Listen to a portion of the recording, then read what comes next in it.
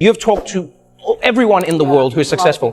What would you say is the one common characteristic that you find gets people to where they want to go? The most important question is, the people get to where they want to go because they know where they want to go. Oh, wow. And most people don't know where they want to go. A lot of people are going and being driven by what they think they should do, right, what other people say they should do, what they have carried in their mind for a long time they should do. But the most important question you can ever ask yourself is, what do I really want? Wow. And the answer to that, once you can establish for yourself what the answer to that is, and have everything you do, every choice you make, move you in the direction of what you say your vision is. Right. Yeah.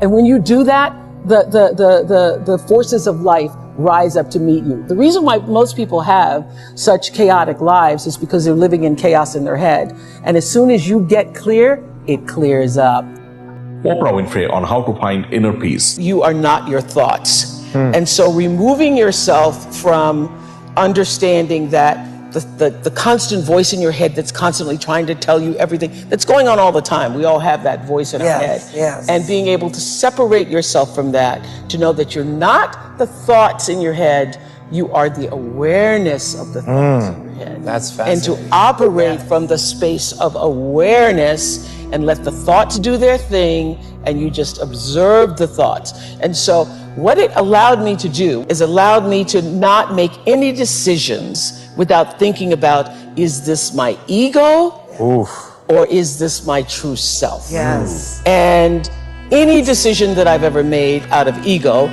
I ended up in crisis or ended up in some kind of problem and trying to figure it out later.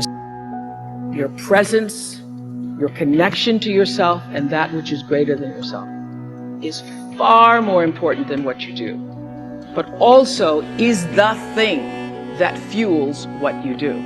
Everybody wants to fulfill the highest, truest expression of yourself as a human being. That's what you're looking for.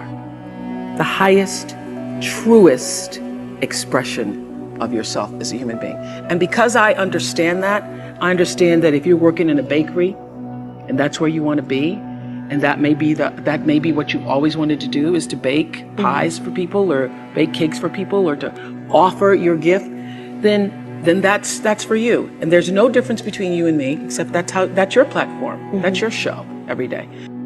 You do the right thing, even when other people think it may not be. And oftentimes, when you make a decision to do the right thing, immediately you're faced with doubt. Was that the right thing? Was that the right decision? I don't know. Was that the right thing? You always know it's the right thing, when in the end, there is peace. You are rewarded by peace in knowing that you did the right thing. Stop comparing yourself to other people.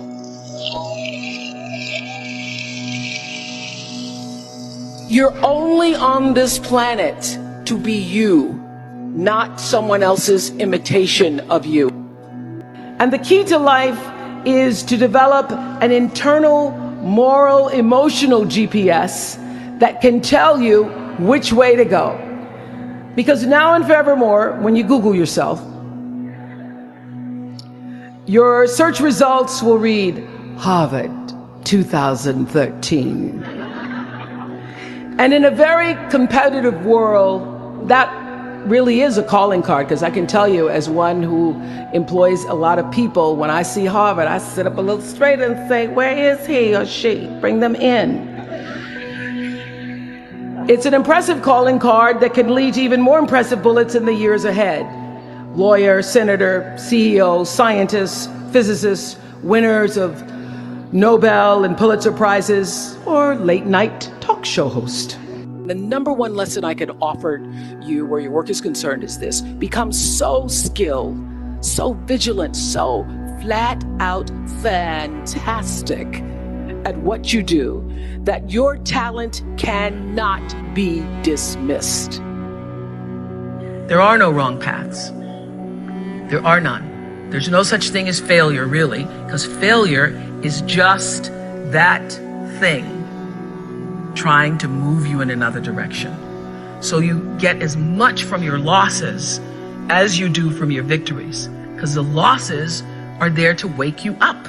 There is not one single thing that has ever happened to you or will happen to you that will be wasted.